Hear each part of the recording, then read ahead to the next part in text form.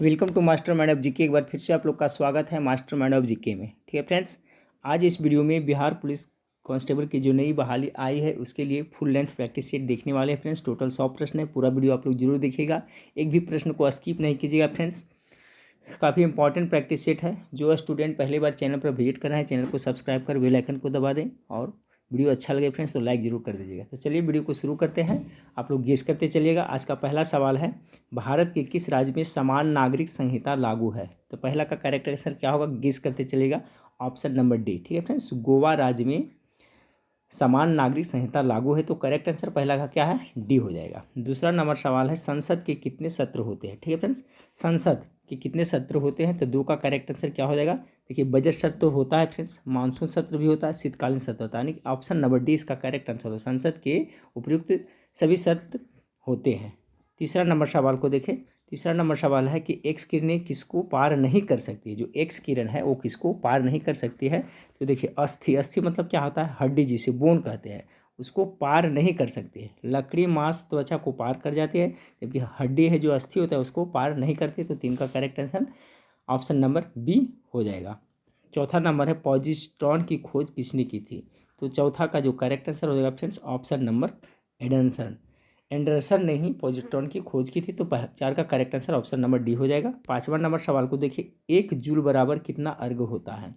5 number सवाल का जो करेक्ट आंसर हो जाएगा ऑप्शन नंबर सी, 10 के पावर 7 अर्घ होता है। याद रखें, 1 जूल बराबर कितना अर्घ होता है? तो 10 के पावर 7 अर्घ होता है।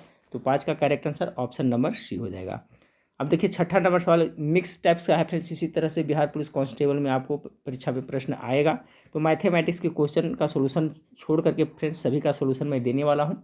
छठा नंबर सवाल को देखिए, और आप लोग के लिए स्पेशल पैकेज तैयार किया जा रहा है फ्रेंड्स। 10 तारीख से आपको फिर कंटिन्यू सिलेबस के अनुसार आपको पेड क्लास में क्लास चालू हो जाएगा, और किस तरह से पढ़ना है सारा टैक्टिक्स मैं बताऊंगा। आपकी तैयारी बहुत अच्छी हो जाएगी और पूरी उम्मीद है फ्रेंड्स कि रिजल्ट 100% हो जाएगा। ठीक है, 6 नंबर सवाल को देखें, कह रहा है fill in the blanks with suitable auxiliary verbs. Auxiliary verb कह रहा है either you or he to leave the place. तो सवाल नंबर 6 का करेक्ट आंसर हो जाएगा ऑप्शन नंबर डी हो जाएगा। ठीक है फ्रेंड्स, आइदर यू और ही। तो देखिए, और के बाद यहाँ पर इस पर डिपेंड करता है, ही है फ्रेंड्स। ठीक है, तो ही और के बाद जो रहता है, जो जैसा सिंगुलर सब्जेक्ट रहेगा तो सिंगुलर वर्ब और प्लूरल रहेगा तो प्लूरल। और के बाद ही है तो ही के साथ क्या होगा, हैज हो जाएगा। 7वां नंबर सवाल को देखिए, choose the passive form of the given sentence I must help the poor. इसका पैसिव में बनाइएगा तो कैसा होगा? तो 7 का करेक्ट आंसर होगा the poor must be helped by me. 8वां नंबर सवाल को देखिए। 8वां नंबर सवाल आपका है कि चूज द करेक्ट सेंटेंस। इसमें सही वाक्य कौन सा है, सेंटेंस है? तो 8 का करेक्ट आंसर होगा वी बिलीव्ड इन गॉड। हम लोग भगवान में विश्वास करते हैं। 9 नंबर सवाल को कह रहा है choose the correct meaning of the idioms foam at the mouth. इसका क्या होगा, इस आइटम का सही थी क्या होगा फ्रेंड्स 9 का? तो देखिए, इसका मतलब होता है काफ़ी नाराज। फॉर्म एट द माउथ मतलब होता है इसका, देखें तो काफ़ी नाराज होता है। तो इसका जो हो जाएगा आपका आंसर नंबर 9 का correct answer option number D, angry. ठीक है, अगला है friends, a collection of poem is, मतलब कि कविताओं का संग्रह क्या कहलाता है? तो 10 का जो करेक्ट आंसर हो जाएगा ऑप्शन नंबर बी हो जाएगा। ठीक है, एंथोलॉजी कहा जाता है। एक जीके जीएस भी पूछा जाता है, याद रखिए, पोएम के संग्रह को क्या कहता है, एंथोलॉजी कहा जाता है। क्वेश्चन पूछा जाता है कि पोएम का संग्रह किसे कहा जाता है, एंथोलॉजी। ये जीके जीएस में पूछा जाता है, याद रखिएगा। चलिए, अगला सवाल 11 नंबर सवाल है, वह कौन सा पदार्थ है जिसका उपयोग खाद्य परिरक्षण के रूप में किया जाता है? तो 11 का करेक्ट आंसर होगा ऑप्शन नंबर सोडियम बेंजोएट। बहुत सारे सवाल का जवाब आप लोग को पता है फ्रेंड्स, और ये प्रैक्टिस सेट है, इसलिए आपको शुरू से लास्ट तक प्रैक्टिस करते जाइए। 100 प्रश्नों का प्रैक्टिस सेट हो जाएगा। तो खाद्य पदार्थ को परिरक्षण के रूप में प्रयोग किया जाता है, किसका प्रयोग किया जाता है? तो सोडियम बेंजोएट का किया जाता है। अगला है फ्रेंड्स, विघटन विघटन नाभिकता का कारण है। ठीक है, विघटन नाभिकता का मुख्य कारण क्या है? तो 12 का जो करेक्ट आंसर हो जाएगा फ्रेंड्स आपका ऑप्शन नंबर ए हो जाएगा, अस्थायी न्यूक्लियस। 13 नंबर सवाल आपका है कि उस विटामिन का नाम बताइए जो किसी भी मांसाहारी भोजन में नहीं मिलता है। तो मांसाहारी भोजन में आपका विटामिन सी कभी नहीं मिलता है। 13 का correct answer option number A. Vitamin C का मुख्य स्रोत हो गया, जिसका नाम होता है रासायनिक नाम होता है एस्कॉर्बिक अम्ल। ये तो आपका खट्टे फर्म में होता है, इसी की कमी से स्कर्वी रोग होता है। ठीक है फ्रेंड्स, आगे विटामिन के आपका रासायनिक नाम याद रखिए, फिल्वोक्विनिन इसका होता है फ्रेंड्स। और ये विटामिन सी है जो आपका मांस में ये सब नहीं पाया जाता, मांसाहारी भोजन में। ये खास करके नींबू, संतरा, इस सब में ज़्यादा खट्टे फल में पाया जाता है। 14 नंबर है, जुकाम का कारण क्या है। जुकाम जो होता है मामूली ठंड होता है तो किसके कारण होता है, तो सर्दी जुकाम बैक्टीरिया के कारण होता है। 14 का क्या विषाणु कारण होता है कि कवक के कारण में प्रोटोजोआ, तो बताइए फ्रेंड्स। तो 14 नंबर सवाल देखिए, जुकाम जो मामूली ठंड के कारण होता है उसका मुख्य देखा जाता है कारण है तो वायरस के कारण होता है, ना कि बैक्टीरिया मार दिएगा। ये वायरस क्या होता है, ठीक है, वायरल फीवर आता है ना, तो सर्दी खांसी जुकाम होता है, तो सर्दी खांसी जो जुकाम होता है वो वायरल फीवर आता है। वायरल यानी कि वायरस के कारण होता है। चलिए 15 नंबर सवाल को, बहुत सारे स्टूडेंट इसमें बैक्टीरिया मार देंगे तो गलत हो जाएगा। याद रखिएगा, जुकाम सर्दी मामूली ठंड होता है, वायरल फीवर ये सब विषाणु के कारण होता है। 15 नंबर सवाल को देखिए, मनुष्य में पुनः स्थापित होने वाले दांतों की संख्या कितनी होती है, ठीक है, पुनः दोबारा। तो 15 का करेक्ट आंसर होगा 20 दांत है जो पुनः स्थापित होते हैं, ठीक है फ्रेंड्स। अगला है सवाल है व्यर्थ में समास है। देखिए हिंदी से है, व्यर्थ में कौन सा समास है, तो 16 का करेक्ट आंसर ऑप्शन नंबर ए हो जाएगा, अवयवी भाव हो जाएगा, अविभाव समास हो जाएगा। अनुलोम शब्द का विलोम क्या होता है, अनुलोम का क्या हो जाएगा फ्रेंड्स, प्रतिलोम होगा। 17 का correct answer option number B होगा। इसी तरह से हिंदी से सिंपल क्वेश्चन पूछा है। मेन फोकस आपको जीके जीएस पर करना है फ्रेंड्स। जो पीछे चलता है उसे क्या कहता है, आगे चलता है उसे अग्रज कहता है, जो पीछे चलता है उसे क्या कहेंगे, तो 18 नंबर सवाल का करेक्ट आंसर सी अनुचर कहेंगे, ठीक है फ्रेंड्स। जो पीछे चलता है उसे क्या, पीछे चलने को अनुचर कहा जाता है। अगला है फ्रेंड्स, महती इच्छा का सही संधि विच्छेद क्या होगा, तो 19 का करेक्ट है महती जोड़ इच्छा हो जाएगा, ऑप्शन नंबर ए। अगला सवाल है महादेवी वर्मा का जन्म कहाँ हुआ था। महादेवी वर्मा बहुत ही फेमस राइटर थे फ्रेंड्स। तो ये देखिए इनका जन्म हुआ था कहाँ, फर्रुखाबाद में हुआ था, तो ऑप्शन नंबर ए इसका करेक्ट आंसर होगा, महादेवी वर्मा। अगला है फ्रेंड्स आपका पारदर्शी पारदर्शी माध्यम का अपवर्तनांक क्या होगा जिससे वह निर्वात में अदृश्य हो जाए। पारदर्शी माध्यम का अपवर्तनांक कितना होगा फ्रेंड्स जिससे कि वह निर्वात में, निर्वात मतलब जहाँ पर हवा नहीं, अदृश्य हो जाए, तो 21 का करेक्ट आंसर होगा 1 होता है, याद रखिएगा कितना 1।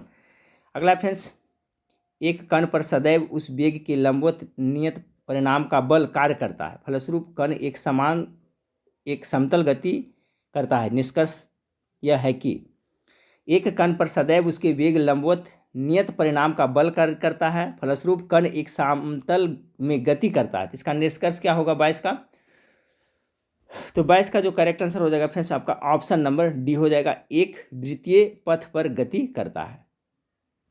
निम्नलिखित में से सबसे अधिक संप्रियता किसकी होती है, सबसे अधिक संप्रियता देखा जाए तो 23 का करेक्ट आंसर क्या होगा फ्रेंड्स, गेस करें आप लोग, तो क्या हवा का होता है। हवा का बहुत ज़्यादा संप्रिय है, कांच और तांबा पानी के अपेक्षा हवा को क्या बहुत ज़्यादा कंप्रेस कर सकते हैं, तो ऑप्शन नंबर डी हो जाएगा। वही करा ना, सबसे अधिक संप्रियता किसका था, हवा का हो जाएगा, कॉमन सेंस की बात है।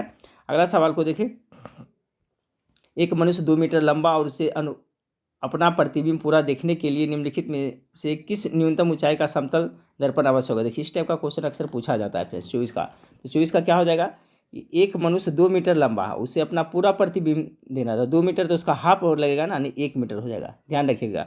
अगर एक 4 मीटर रहता तो कितना, 2 मीटर हाफ कर दिएगा। एक मनुष्य 2 मीटर लंबा है, उसे अपना पूरा प्रतिबिंब देखने के लिए निम्न में किस न्यूनतम ऊंचाई का समतल दर्पण का उपयोग करें, तो जितना है फ्रेंड्स उसका आधा का यूज करेगा तो हो जाएगा, तो 2 मीटर लंबा है तो 1 मीटर हो जाएगा। चलिए 25 नंबर सवाल को देखिए कि कांच के उत्तल लेंस को पानी में डुबाने पर उसकी फोकस दूरी व प्रकृति होगी, तो 25 नंबर सवाल का क्या होगा फ्रेंड्स, ऑप्शन नंबर बी, अधिक फोकस दूरी उत्तल लेंस की होगी। कांच के उत्तल लेंस को पानी में डुबाने पर उसकी फोकस दूरी व प्रकृति क्या होगी, तो अधिक फोकस दूरी उत्तल लेंस की होगी, ठीक है फ्रेंड्स, तो ऑप्शन नंबर 25 का भी करेक्ट आंसर हो जाएगा। 26 नंबर सवाल को देखिए, सूर्य का द्रव्यमान है, तो सूर्य का द्रव्यमान कितना है फ्रेंड्स, तो सब 10 के पावर 29 टन है, याद रखिएगा सूर्य का द्रव्यमान कितना है, तो 10 के पावर 29 है। सूर्य क्या है फ्रेंड्स, एक स्टार है, तारा है, जहाँ पर नाभिकीय संलयन की प्रक्रिया होती है, ठीक है, तो इसका करेक्ट आंसर आपका यही हो जाएगा। और सूर्य का जो फ्रेंड्स जो तापमान होता है ना, जो सूर्य का जो प्रकाश होता है ना, वो क्या तापमान का सूचक होता है, ठीक है। तारे का रंग होता है वो किसका सूचक होता है, तो ये तापमान का होता है। ये आपका बिहार पुलिस में क्वेश्चन पूछा गया है कि तारे का रंग किसका सूचक होता है, तो तापमान का सूचक होता है। जिस रंग जो तारा ज़्यादा नीला दिखाई देता है फ्रेंड्स वो ज़्यादा हिट होता है, जिसमें होता है जो पीला दिखाई देता है उससे कम होता है। तो सभी लोग याद रखिए, सूर्य क्या है, एक तारा है जहाँ पर नाभिकीय संलयन की प्रक्रिया होती है, और सूर्य का जो कलर है, जो प्रकाश है वो किसका सूचक होता है, तो तापमान का सूचक होता है। चलिए 27 नंबर सवाल को देखते हैं। 27 नंबर सवाल है, एक उत्तल लेंस और एक अवतल लेंस आपको दिया गया है जिसकी शक्ति अज्ञात है, किस लेंस की शक्ति अधिक होगी। चलिए देखिए कॉमन सेंस की बात है फ्रेंड्स, एक कह रहा है कुछ एक उत्तल लेंस की और एक अवतल लेंस की, तो उत्तल हमेशा उत्तल लेंस की, ठीक है, अधिक होती है। एक बात सभी ध्यान में रखिएगा, एक उत्तल लेंस अवतल लेंस आपको दिया गया है जिसकी अज्ञात शक्ति है, तो हमेशा उत्तल लेंस की शक्ति अधिक होता है, ठीक है फ्रेंड्स, हमेशा याद रखिएगा उत्तल लेंस की हमेशा अधिक होगी। एम द्रव्यमान, अगला है एम द्रव्यमान के एक गोले का पलायन वेग क्या होगा, ठीक है फ्रेंड्स, पलायन वेग 28 का, तो 28 का करेक्ट आंसर हो जाएगा ऑप्शन नंबर बी, ठीक है, √2gm/r। 29 नंबर सवाल को देखिए, साधारण दोलक की आवृत्ति f हर्ट्ज है 2 मिनट में दोलन करेगा, कितना करेगा? तो 29 नंबर सवाल का जो करेक्ट आंसर होगा ऑप्शन नंबर इतना 120 एफ बार करेगा। अगला सवाल है फ्रेंड्स कि माल्थस सिद्धांत के मामले में यदि मजदूरी बढ़ती है तब उसका परिणाम होगा। माल्थस फ्रेंड्स जो आपका इकोनॉमिक्स के थे, तो 30 का जो करेक्ट आंसर हो जाएगा ऑप्शन नंबर से जनसंख्या में वृद्धि होगा। माल्थस सिद्धांत के मामले में कहता है कि यदि मजदूरी बढ़ती है तब इसका परिणाम क्या होगा? जनसंख्या में वृद्धि होगी। मजदूरी बढ़ती है तो जनसंख्या में वृद्धि होगी, ये माल्थस सिद्धांत के अनुसार है, ठीक फ्रेंड्स। अब देखिए कुछ यहाँ से मैथमेटिक्स का क्वेश्चन है फ्रेंड्स, उसको छोड़ देते हैं, बाकी सब सारा सवाल को देखते हैं। तो ये सब देखिए मैथमेटिक्स का है।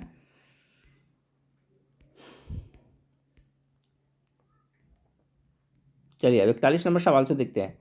41 नंबर सवाल आप लोग के सामने है।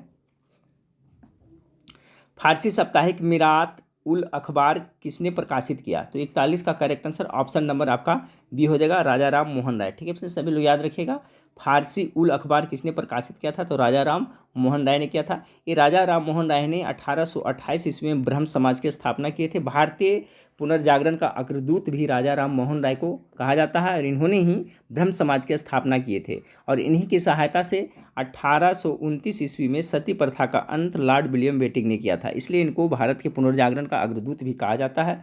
और इन्होंने ही मिरात उल अखबार प्रकाशित किया था। 41 का करेक्ट आंसर बी हो जाएगा। 42 नंबर सवाल को देखें, तरलता जाल की अवधारणा किसने विकसित की है?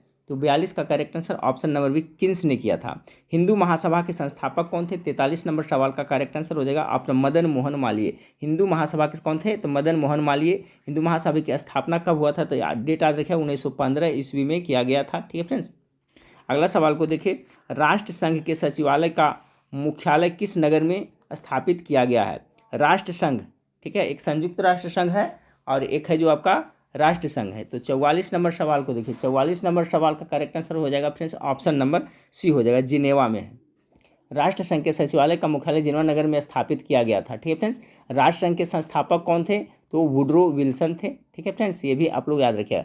एक है जो, और राष्ट्र संघ की स्थापना कब हुआ था? देखिए इसमें थोड़ा सा आप लोग कन्फ्यूज हो गए, एक राष्ट्र संघ है, एक संयुक्त राष्ट्र संघ है। तो राष्ट्र संघ की स्थापना जब प्रथम विश्व युद्ध हुआ था 1914 से लेकर के 18 ईस्वी में तक चला था फ्रेंड्स, 4 साल। तो उसके बाद राष्ट्र संघ की स्थापना किया गया था ताकि भविष्य में कोई वर्ल्ड वार यानी विश्व युद्ध नहीं हो। लेकिन फिर पुनः 1939 ईस्वी में द्वितीय विश्व युद्ध हो गया था, ठीक है फ्रेंड्स, यानी कि वो फेल हो गया था राष्ट्र संघ। उसके बाद में फिर आपका 24 अक्टूबर 1945 में संयुक्त राष्ट्र संघ की स्थापना की गई थी। तब पूछा जाए आपसे कि राष्ट्र संघ की स्थापना कब हुआ था? तो 1920 ईस्वी में हुआ था। इसका मुख्यालय कहाँ बनाया गया था? जिनेवा में बनाया गया था, सब ठीक है फ्रेंड्स, याद रखिएगा। अगला है, अवध का संस्थापक कौन था? तो 45 नंबर सवाल का correct answer option number B हो जाएगा, सआदत खान, ठीक है फ्रेंड्स। अवध का संस्थापक कौन था? सआदत खान था। 46 नंबर सवाल को देखिए, 46 नंबर सवाल है कि ICS परीक्षा एक साथ इंग्लैंड और भारत में कब लेनी आरंभ की गई? तो 46 का जो करेक्ट आंसर हो जाएगा ऑप्शन नंबर बी, यानी 1922 ईस्वी में ICS परीक्षा और एक साथ इंग्लैंड और भारत में से शुरू कब हो गया था? तो 1922 में ही शुरू हो गया था, यानी 26 का correct answer option number B हो जाएगा। 47 नंबर सवाल को देखिए, 47 नंबर सवाल आपका है, इसमें किस गवर्नर जनरल ने भारत में सिविल सर्विस की स्वीकृति दिलाई, जो कि 1861 के बाद भारतीय सिविल सर्विस के नाम से जाने गई? देखिए बहुत इंपॉर्टेंट क्वेश्चन है friends, option number 6 Lord Cornwallis. इन्हीं को आपको सिविल सर्विस का जन्मदाता भी माना जाता है, ठीक है, किसको? लॉर्ड कॉर्नवालिस को। तो ऑप्शन नंबर 6 का करेक्ट आंसर होगा कि किस गवर्नर जनरल ने भारत में सिविल सर्विस की स्वीकृति दिलाई और जो कि 1861 के बाद से भारतीय सिविल सर्विस के नाम से जाना लगा? तो लॉर्ड कॉर्नवालिस। 48 नंबर सवाल, लेटराइट मिट्टी कहाँ पाई जाती है? लेटराइट मिट्टी कहाँ पाई जाती है फ्रेंड्स, गेस करिएगा क्या होगा? 48 का correct answer option number B हो जाएगा, ये आपका आर्द्र और शुष्क जलवायु उष्णकटिबंधीय क्षेत्र में लेटराइट मिट्टी आपको देखने को मिलती है, ठीक है। देखिए लेटराइट मिट्टी है जो फ्रेंड्स चाय की खेती के लिए उपयुक्त मानी जाती है, सर्वाधिक उपयुक्त मानी जाती है। अगर पूछा जाए चाय की खेती के लिए सर्वाधिक उपयुक्त मिट्टी कौन सा है, तो लेटराइट मिट्टी है। जैसे काली मिट्टी कपास के लिए, उसी तरह से आपका ये हो जाएगा लेटराइट मिट्टी चाय के लिए। 49 नंबर सवाल को देखिए, 49 नंबर सवाल आपका, एक ही समय में कंपन करने वाले स्थानों को जोड़ने वाली रेखाओं श्रृंखला क्या कहलाती है? 49 का करेक्ट आंसर ऑप्शन नंबर ये हो जाएगा, सह भूकंप रेखाएं।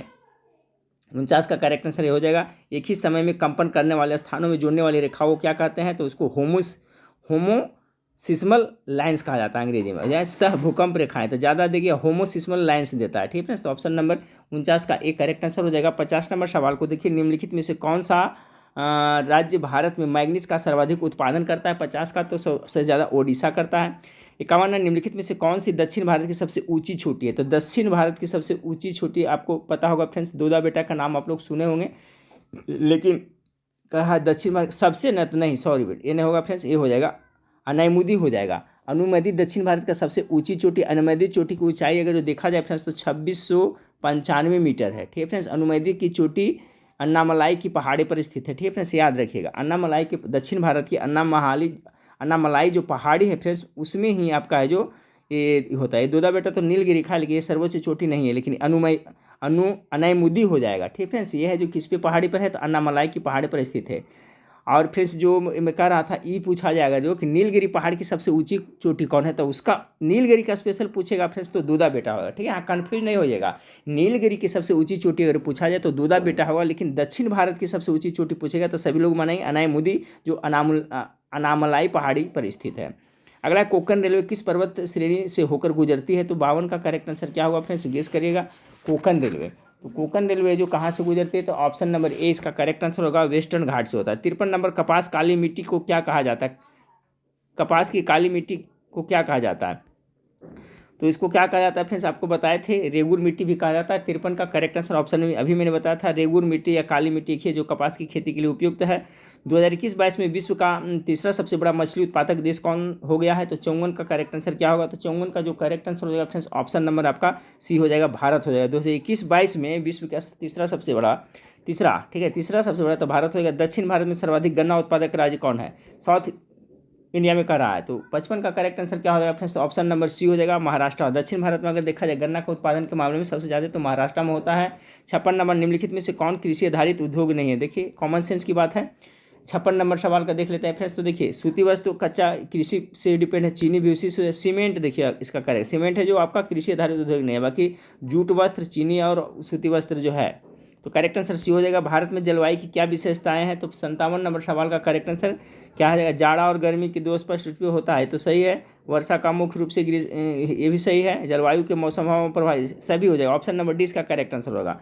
चलिए अगला सवाल देखते हैं फ्रेंड्स। अगला सवाल आपका कि जब सकल निवेश शून्य हो जाता है तो निम्न में से कौन सा राष्ट्रीय आय को शून्य होने से रोकता है। जब सकल निवेश शून्य हो जाता है तो निम्न में से कौन सा है जो राष्ट्रीय आय को शून्य होने से रोकता है, तो 58 का correct answer option number C हो जाएगा, उपभोग, ठीक है फ्रेंड्स, क्या उपभोग। 59 नंबर सवाल को भारत में वर्तमान में ऊर्जा का सर्वप्रमुख स्रोत क्या है। चलिए इसका जवाब दिमाग लगा करके दें, तो सबसे देखा जाए तो फ्रेंड्स भारत में सबसे अच्छा मुख्य स्रोत जो है आपका तापीय ऊर्जा होता है ना, तापीय ऊर्जा से इसका करेक्ट आंसर हो जाएगा। 60 नंबर, यकृत कार्य करता है। यकृत फ्रेंड्स जिसे अंग्रेजी में क्या बोलते हैं, तो लीवर बोलते हैं, जो मानव शरीर का सबसे बड़ा ग्लैंड है। सभी लोग याद रखेंगे, मानव शरीर के सबसे बड़ा ग्रंथि यकृत है, जिसे लीवर कहते हैं।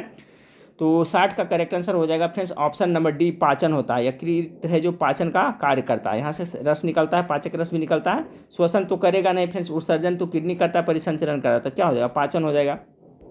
इस तरह से भी आप एग्जाम में क्वेश्चन देख लीजिएगा, ऑप्शन से जब नहीं आएगा तो देखिए श्वसन करेगा, श्वसन ही तो नहीं होता है, माइटोकॉन्ड्रियम होता है। उत्सर्जन किडनी करता है, परिसंचरण तो रक्त परिसंचरण तो हेमोग्लोबिन के द्वारा होता है, तो पाचन ही हो जाएगा ना।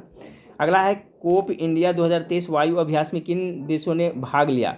61 का correct answer option number C हो जाएगा, भारत और संयुक्त राज्य अमेरिका दोनों के बीच में कोप इंडिया 2023 में सैन्य वायु वाला अभ्यास हुआ था। निम्नलिखित में से कौन में से क्या अच्छा ईंधन का गुण है। निम्नलिखित में से क्या स्वच्छ ईंधन का गुण है, तो 62 नंबर सवाल का जो करेक्ट आंसर होगा फ्रेंड्स, ऑप्शन नंबर ए, प्रदूषण मुक्त हो जाएगा, ठीक है। निम्नलिखित में से क्या स्वच्छ ईंधन का गुण है, तो करेक्ट आंसर ऑप्शन नंबर 62 का ए हो जाएगा, प्रदूषण मुक्त। अगला 63 नंबर सवाल को देखिए। 63 नंबर सवाल आपका है कि भारतीय दूरसंचार नियामक प्राधिकरण का मुख्यालय किस शहर में है, तो 63 का जो करेक्ट आंसर हो जाएगा फ्रेंड्स आपका नई दिल्ली में है। भारतीय दूरसंचार नियामक प्राधिकरण का मुख्यालय किस शहर में, तो 63 का correct answer option number B हो जाएगा, नई दिल्ली में है। अगला सवाल को देखते हैं, इसमें क्या क्षार है। 64 का correct answer option number C हो जाएगा, NaOH, ठीक है फ्रेंड्स, ये जो क्षार है। NaOH को क्या कह सकते हैं, तो सोडियम हाइड्रोक्साइड हो गया, सोडियम हाइड्रोक्साइड के अनुसूत्र है सोडियम हाइड्रोक्साइड, ये जो क्षार है। अगला फ्रेंड्स, आमतौर पर मेंडेलियन कारक क्या कहलाते हैं। 65 का correct answer option number B, ये जीन कहलाते हैं, ठीक है। आमतौर से क्या कहलाते हैं, जीन कहलाते हैं, आनुवंशिकता से संबंधित है।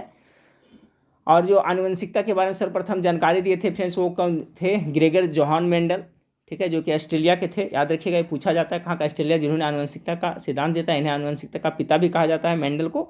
तो कहता है आमतौर पर मेंडेलियन कारक क्या कहलाते हैं? तो देखिए जीन हो गया, आनुवंशिकता संबंधित है। कांडला निम्नलिखित में से किसके लिए प्रसिद्ध है? तो कांडला बंदरगाह के नाम आप लोग सुने होंगे फ्रेंड्स, तो ये हो जाएगा ऑप्शन सी, निर्यात प्रसंस्करण क्षेत्र के लिए कांडला बंदरगाह। अगला है फ्रेंड्स, निम्नलिखित में से किस समूह के बाह्यतम कोश में इलेक्ट्रॉन होता है? एक इलेक्ट्रॉन होता है। तो देखिए किस में होता है? 67 का। तो 67 का करेक्ट आंसर हो जाएगा बाह्यतम में। तो इसका भी होता है फ्रेंड्स, लिथियम का होता है भी होता है, और सोडियम का जैसे 11 होता है तो 2 8 1 हो गया, लिथियम का भी हो गया। उसी तरह से आपका पोटेशियम के भी होता है, इसका भी होता है। पोटेशियम के देखिएगा तो 2 19 होता है पोटेशियम के ना, तो 2 8 8 1, ठीक है फ्रेंड्स। यानी कि देखिए लिथियम और सोडियम और पोटेशियम तीनों के बाह्यतम कक्षा में कितना? एक एक इलेक्ट्रॉन होता है। अगला सवाल है, जापान का राष्ट्रीय खेल क्या है? तो 68 का बी हो जाएगा सूमो, या जिसे जूडो भी बोलते हैं। देखिए यहाँ सूमो लिखा है, इसे क्या बोलते हैं फ्रेंड्स? ये जूडो भी बोलते हैं। क्या ऐसे बोलते हैं? जूडो। जूडो वहाँ का जापान का है ना, तो ऑप्शन नंबर बी हो जाएगा। बेसबॉल, बास्केटबॉल ये सब तो होगा नहीं। ठीक है, बेसबॉल कहाँ का है? सबके बार बता देता हूँ फ्रेंड्स, सूमो या जूडो हो गया कहाँ? जापान का। बेसबॉल हो गया, जो राष्ट्रीय खेल कहाँ का है फ्रेंड्स? तो आपका अमेरिका का हो गया। रग्बी फुटबॉल कहाँ का होता है फ्रेंड्स? तो स्कॉटलैंड का मुख्य खेल है। तो ये सभी याद रखिएगा फ्रेंड्स। तीरंदाजी है जो कहाँ का? भूटान का है। टेबल टेनिस है जो आपका कहाँ? चीन का राष्ट्रीय खेल है। बैडमिंटन कहाँ का है फ्रेंड्स? तो आपका इंडोनेशिया का है। तो ये सब याद रखिएगा, इससे एक क्वेश्चन पूछा जाता है। निम्नलिखित में से किस अकीय गैस का इलेक्ट्रॉनिक विन्यास क्लोराइड आयन में होता है? 69 का जो करेक्ट आंसर हो जाएगा ऑप्शन नंबर डी, आर्गन का होता है। चलिए अगला सवाल को देखते हैं। 70 नंबर सवाल आप लोग के सामने है। निम्नलिखित में से कौन सा कोशिकांग केवल पशु कोशिका में पाया जाता है? तो 70 का जो करेक्ट आंसर हो ऑप्शन नंबर सी हो जाएगा, सेंट्रोसोम। सेंट्रोसोम है जो फ्रेंड्स आपको पशु कोशिका में पाया जाता है। लाइसोसोम, राइबोसोम, गोल्गी वगैरह ये सब तो हम लोग को में पाया जाता है फ्रेंड्स, ठीक है। लेकिन सेंट्रोसोम है जो कोशिका केवल, निम्नलिखित में से कौन सा कोशिकांग केवल पशु कोशिका में पाया जाता है? तो पशु में सेंट्रोसोम पाया जाता है, बाकी लाइसोसोम हम लोग में पाया जाता है, गोल्गी और राइबोसोम हम लोग पाया जाता है। ये है जो हम लोग में नहीं होता है, ठीक है, पशु में होता है खाली। एक तत्व को इलेक्ट्रॉनिक विन्यास कितना है? अभी 2 8 8 एक तत्व नाम बताए। तो पोटेशियम का हो गया फ्रेंड्स, ऑप्शन नंबर बी 71 का करेक्ट आंसर हो जाएगा, क्योंकि पोटेशियम का है जो 19 होता है ना, तो 19 होता है, जिसको करिए तो 2 2 8 2 10 8 18 19 पोटेशियम का हो गया। तो इस टाइप का भी सवाल देखिए पूछा जाएगा, तो आप लोग हर एक तरह से तैयार रहें फ्रेंड्स। स्टार्ट। अब देखिए जो नया मैं बैच शुरू करूँगा, जो पेड ग्रुप करूँगा फ्रेंड्स, उसमें पहले तो सबसे पहले जितना अभी बिहार पुलिस का प्रीवियस ईयर का सबका सेपरेट क्वेश्चन जीके से किस तरह से पूछा है, सबका पीडीएफ बना बना कर सेपरेट से मैं दूंगा, ठीक है फ्रेंड्स। देखिए आप लोग को कम खर्च में फ्रेंड्स मैं आपको बहुत अच्छा स्टडी मटेरियल देने वाला हूँ, और एग्जाम तक मेरे ख्याल से फ्रेंड्स बहुत अच्छी तैयारी हो जाएगी। अभी उसी पर लगा हूँ फ्रेंड्स, और प्रत्येक दिन मैं वीडियो भी कराऊँगा। अगला सवाल को देखिए 72 का, स्टार्टअप इंडिया केंद्र को उद्यमियों के प्रश्नों का समाधान करने और स्टार्टअप को मार्गदर्शन देने के लिए कब क्रियाशील किया गया था? तो 72 का correct answer option number B हो जाएगा, कितना आपका? 2016 में। अगला सवाल को देखते हैं फ्रेंड्स। अगला सवाल आपका है कि वयस्कों में वृद्धि हार्मोन के अल्प स्रवण से निम्न में से कौन सा रोग होता है? देखिए वयस्क में जो है वृद्धि हार्मोन के अगर जो कम स्राव होता है तो कौन सा रोग होने की संभावना बढ़ जाती है फ्रेंड्स? तो उसमें क्या, उसका नाम है साइमंड हो जाता है, ठीक है। क्या होता है? वयस्कों में वृद्धि हार्मोन के अति अल्प स्राव से साइमंड रोग हो जाता है, ठीक है फ्रेंड्स। इससे रोगी क्या होता है? पतला एवं उम्र में अधिक व्यस्त दिखने लगता है। कि देखते हैं बहुत सारे इंसान देखिए साइमंड होता है तो क्या लगेंगे? दुबला पतला लगेंगे, और मतलब जितना उम्र में लगता है वो बूढ़ा जैसा दिखने लगेंगे, तो उसी को वही होता है।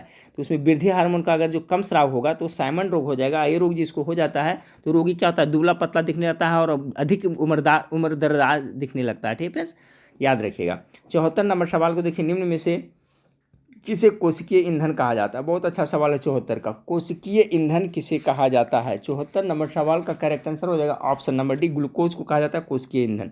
अगला सवाल है फ्रेंड्स, मानव के 2 कान होते हैं क्योंकि दोनों कान की सहायता से 75 का क्या हो जाएगा? तो 75 का करेक्ट आंसर ऑप्शन नंबर ए हो जाएगा, ध्वनि की दिशा आंकी जा सकती है, ठीक है।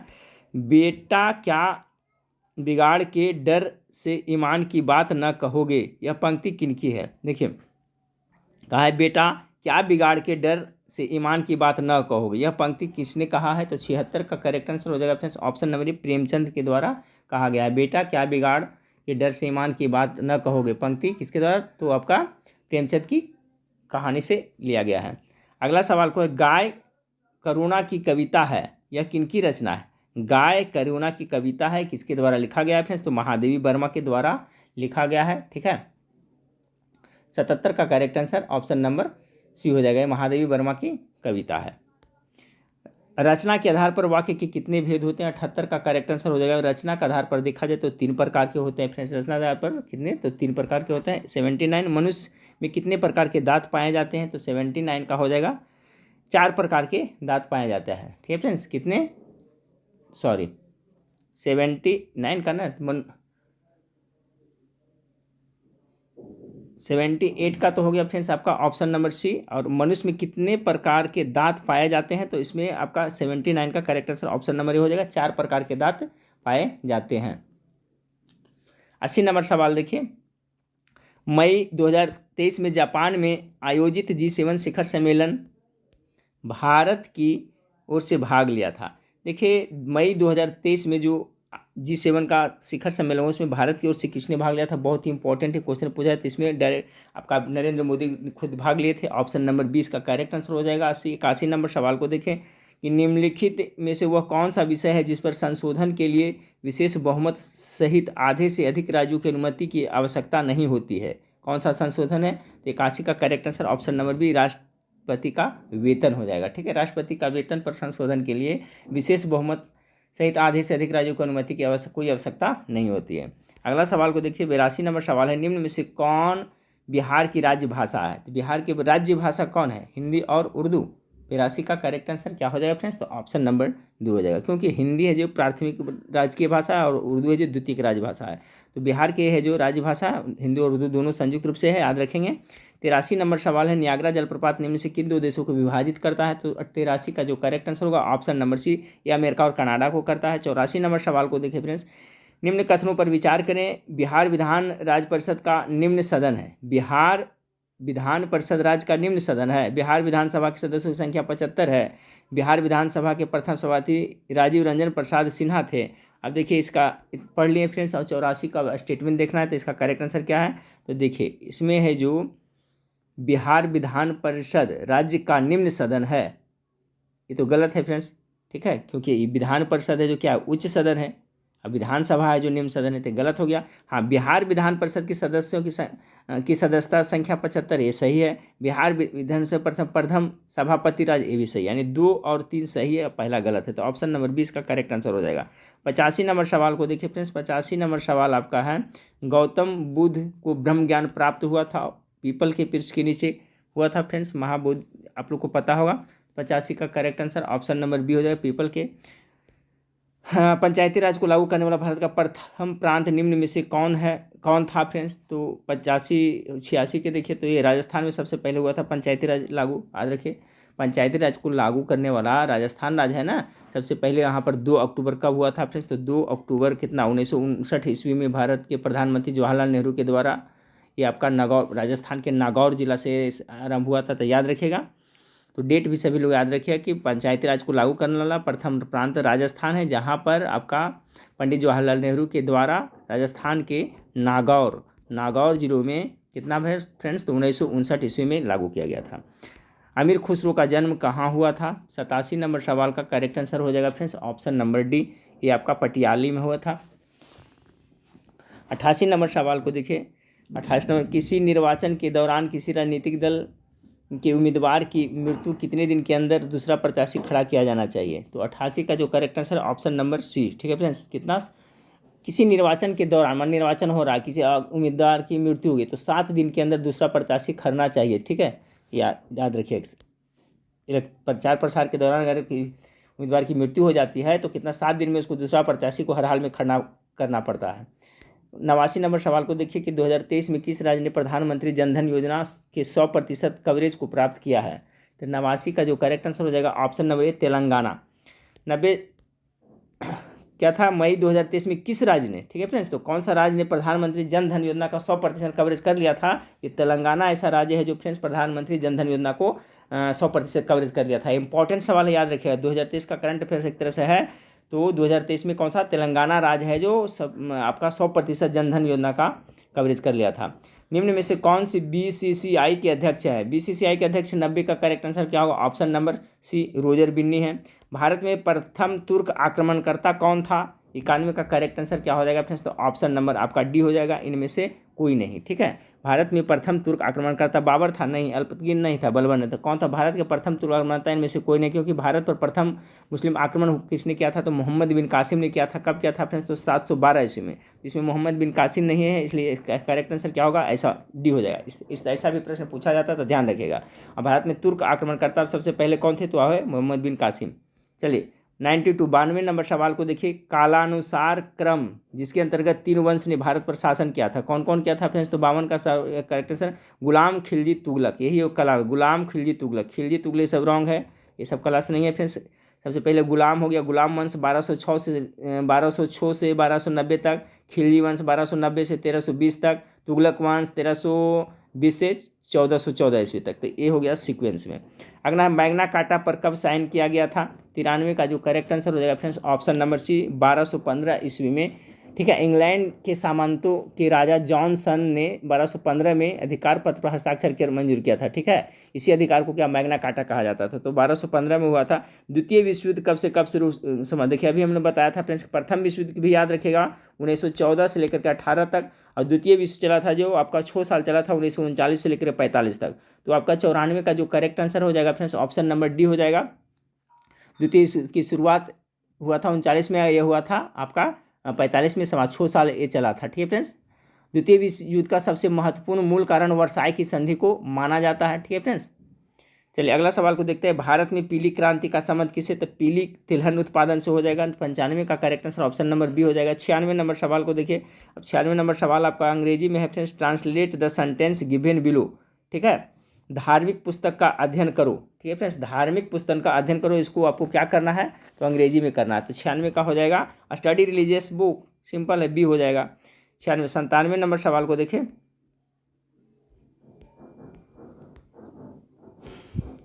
एक मिनट फ्रेंड्स, 97 नंबर सवाल देखिए, यहाँ पर है आपका कि चूज द करेक्ट प्रीफिक्स। तो 97 का करेक्ट आंसर ऑप्शन क्या है, don't do not give due pressure on him. तो इसका करेक्ट आंसर हो जाएगा 97 का सी हो जाएगा। ठीक है friends, do not give undue pressure on him. 98 number, choose the correct option from the choice, no either girl is beautiful as Madhu. ठीक है फ्रेंड्स, तो 98 का जो आपका करेक्ट आंसर हो जाएगा आपका ऑप्शन नंबर बी हो जाएगा, मधु इज मोर ब्यूटीफुल गर्ल। अगला सवाल को देखिए, 99 नंबर सवाल आपका है, change the following sentence into indirect form, he said happy Diwali. तो इसका किस करिएगा, इनडायरेक्ट में, तो क्या हो जाएगा फ्रेंड्स ऑप्शन नंबर सी हो जाएगा, he told me a happy Diwali. आज का लास्ट सवाल देख ले, fill in the blanks with suitable auxiliary verbs, you must left the flat by now. तो 100 का करेक्ट आंसर हो जाएगा option number B, you must have left the flat by now. तो देखिए फ्रेंड्स, हर एक तरह का, हर एक प्रकाशन का मैं आप लोग को बीच में प्रैक्टिस सेट कराता रहूँगा। देखिए इस टाइप से आपका प्रैक्टिस सेट दिया है, तो इसी तरह से मिक्स रहेगा, लेकिन इसमें से क्वेश्चन का पैटर्न है जो फ्रेंड्स मोटा मोटी ठीक है। और मैं जो कराने वाला हूँ फ्रेंड्स, पहले तो आपको टॉपिक क्लियर करवाऊंगा, सारा सिलेबस का करवाऊंगा, उसका PDF दूंगा, उसका टेस्ट लूँगा, और लास्ट में फ्रेंड्स जब बचेगा 20-25 दिन, तो फिर मैं आपको आपका मास्टर वीडियो प्रोवाइड कराऊंगा, जिसमें मिक्स आपको रहेगा फ्रेंड्स, सभी सब्जेक्ट से मिक्स रहेगा। और प्रीवियस ईयर क्वेश्चन को देख कर के ही फ्रेंड्स आगे का जो आपका मास्टर वीडियो बनाया जाएगा कि किस टाइप से क्वेश्चन पूछा जाता है, कहाँ से पूछा जाता है, उसका PDF प्रोवाइड कराया जाएगा। उसके लिए फ्रेंड्स अब मैं एक पेड ग्रुप कर रहा हूँ, क्योंकि सर लोग हैं तो वो लोग मेहनत कर रहे हैं, तो उनको कुछ तो मेहनताना देना पड़ेगा, तो मैं पेड ग्रुप कर रहा हूँ। पेड ग्रुप में जितने स्टूडेंट, जितना 1000 स्टूडेंट जुटे, 5,000 4,000 जो भी जुटे फ्रेंड्स, ये बहुत सारे स्टूडेंट हैं जो अभी से सब कर रहे हैं, तो मटेरियल तैयार हो उसके बाद से 10 तारीख से मैं आपको तैयारी शुरू करवा दूंगा, और फिर कंटिन्यू एग्जाम तक करूंगा फ्रेंड्स। मात्र उसका फीस ज़्यादा नहीं, 200 रुपया रखा गया है, और 200 रुपया में आपको बिहार पुलिस की संपूर्ण आपकी तैयारी हो जाएगी। ठीक है फ्रेंड्स, तो चलिए नेक्स्ट वीडियो में फिर मिलते हैं, देखने के लिए थैंक यू, धन्यवाद।